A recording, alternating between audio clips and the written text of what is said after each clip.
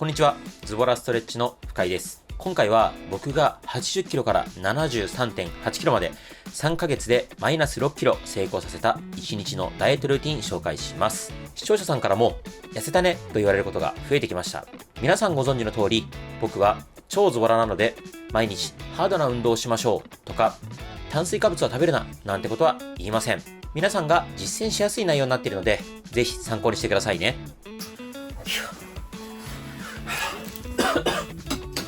朝起きたら即カーテンを開けて太陽の光を浴びるようにしています。人間は明るい光が目に入ると脳がそれを認識してセロトニンという物質が分泌され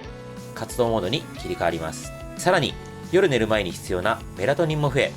睡眠の質も高くなるので、朝起きたら必ずカーテンを開けるようにしましょう。基本的には前日の食事がそのまま反映されると思っているので、僕は気が向けば体重計に乗ります。毎日必ず体重計に乗った方がいいと理解してるんですが、めんどくさくて毎日は無理です。もし体重が増えてたら食事や散歩の量を調整すれば OK です。まあなんとかなります。こんな感じでとりあえず着替えて散歩に行きます。準備をして散歩へ行きます。ずっと室内にいると体内時計が狂って自律神経が乱れます。それが原因で眠りが浅くなったりしてしまうので、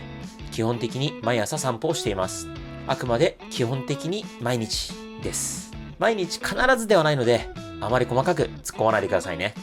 まあ基本的にチャリで公園までこうやって来て、まあ気が向けば歩くし、気が向かなかったらチャリでぐるーっと一周して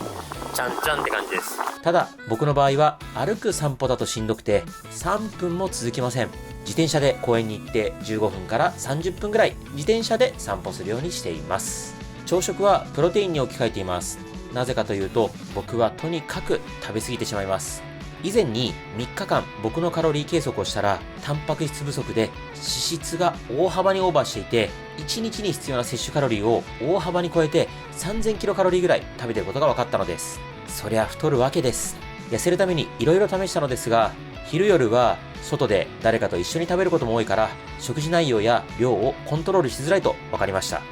でも朝ごはんなら自分でコントロールできると気づけました。しかも朝ならプロテインに置き換えても思ったよりストレスにならなかったんです。しかし朝は何も食べずに昼夜の2食だけにすると血糖値が下がりすぎて爆食いにつながったり筋力も落ちて代謝も下がります。だから食事回数を減らすのではなくて朝プロテインの置き換えが僕はベターだと思っています。なぜ様々な置き換えダイエットがある中でプロテインにしたかというと、僕に足りないタンパク質が手軽に摂取できて継続しやすかったからです。さらには高タンパクな朝食をとった人はその日1日の摂取カロリーを抑えられるという研究データもあります。未だに食事で栄養を取らなきゃダメと思われることも多いですが、成人の1日のタンパク質摂取目安は体重 1kg に対してタンパク質 1g だと言われています。僕の場合は体重が 73kg なのでタンパク質は1日に 73g は必要です。これを食事だけで摂取するのは正直難しいです。なぜかというと、牛肉だと 350g から 400g、鶏肉だと 300g から 350g、豚肉だと 400g から 450g、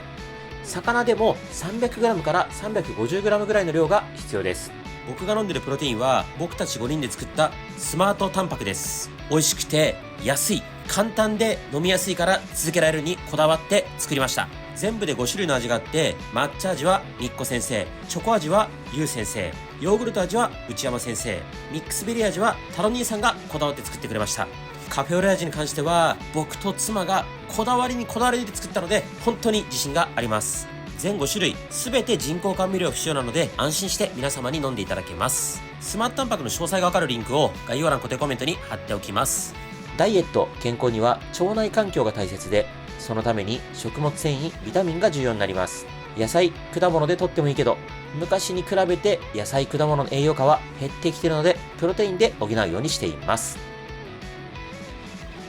朝の元気なうちに、一日の中で最重要な仕事を終わらせるようにしています。朝6時、7時ぐらいには仕事開始しています。今日はですね、いつも通り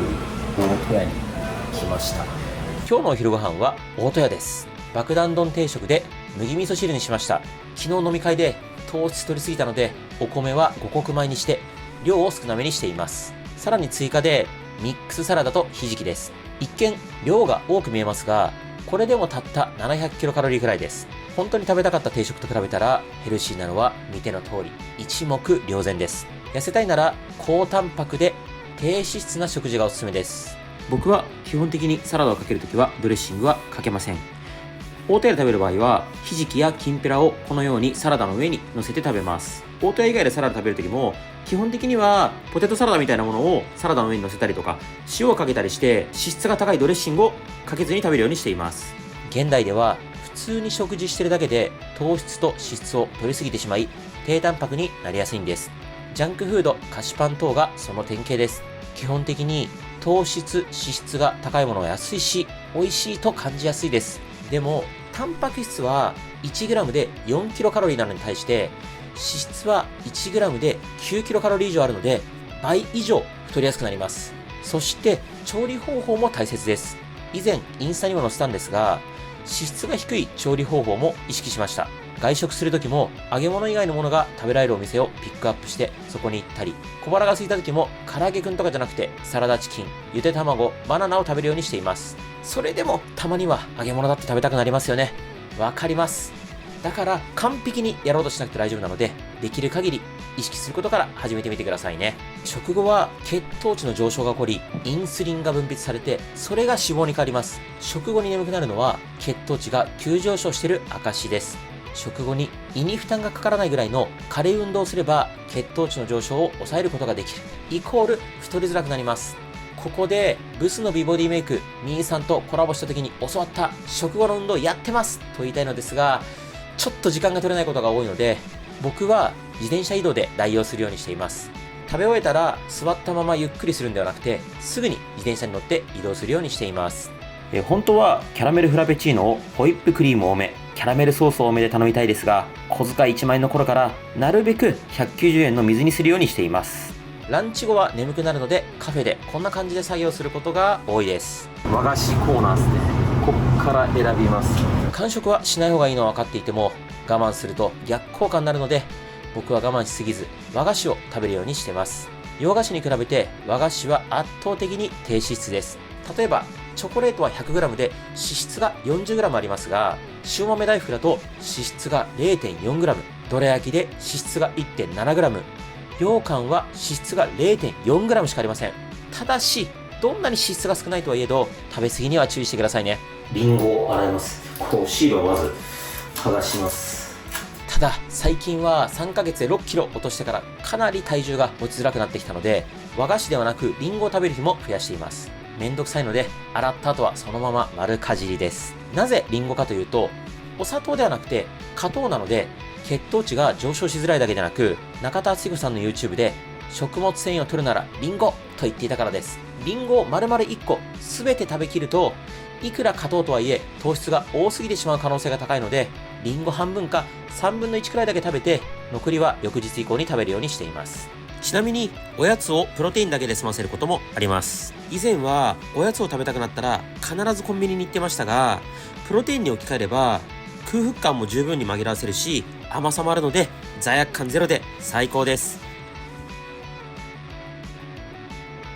今日は仕事仲間と夜ご飯です。誰かとご飯飲みに行くときは僕が店を決めるようにしてます。先ほど伝えたヘルシーな調理方法の料理があるお店、ジャンクフード以外もあるお店、理想は魚料理がある店です。今日は鳥貴にしました。せっかくなのでお酒1杯だけ頼みますが、太らないようにウーロンハイにします。こんな感じのヘルシーなメニューしか頼まないようにしています。本当は鳥貴の唐揚げ食べたいですが、その分焼き鳥で我慢します。ただ量が食べ足りないのですが、昨日も糖質取りすぎているので、締めはご飯、炭水化物ではなくてキノコの卵とじと山芋の鉄板焼きにしました。これならヘルシーですし、2人でもこの金額でした。僕は冷え性で頭痛持ちです。冷えはダイエットの天敵なので毎日必ず湯船に浸かるようにしていますが、僕はサウナーなので仕事の合間にサウナに行けるときは行けます。サウナのルーティンは決まっていて、体を洗った後にあったかい風呂に入ります。温かいお風呂に入り、その後水風呂に入り、それからサウナに入り、それからもう一回水風呂に入って外気浴で整った後に温かいお風呂に入ります。温かいお風呂は42度から43度が理想です。水風呂は冷たければ冷たい方がいいです。こうやって10度以下のシングルの水風呂は僕の大好物です。サウナも温度が熱い方が好きなので、こうやって選べる場合は僕はもう一択で一番熱い110度いきます。一番熱いところへ必ず入ります。僕は毎日ストレッチする時間を確保してません。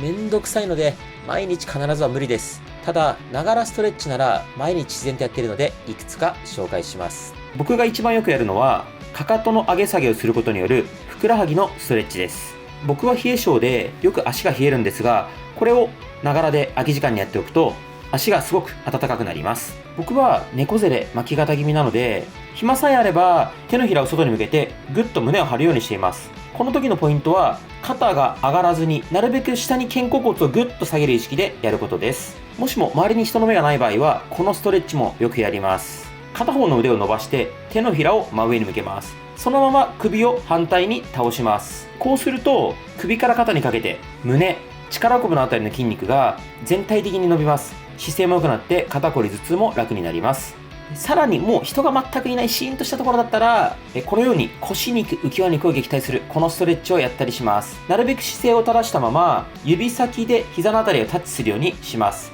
体を真横に倒すのがポイントです。寝る前なんでもうスマホを置いて本を読んで寝ます。痩せる前は寝る直前までスマホで必死に SNS を更新していましたが、スマホは寝室に持ち込まないようにすることで、寝る前30分ぐらいスマホを見ないで済むようになりました。熟睡感が増すだけでなく、夜中に目が覚めることも減ってストレスが減りました。睡眠時間が短いとつい間食を食べたくなったり、甘いもの、塩味の強いもの、炭水化物が食べたくなる傾向にあります。そのため睡眠不足の人はしっかり寝ている人よりも肥満の確率が上がります。ではもう眠いので寝ます。おやすみなさい。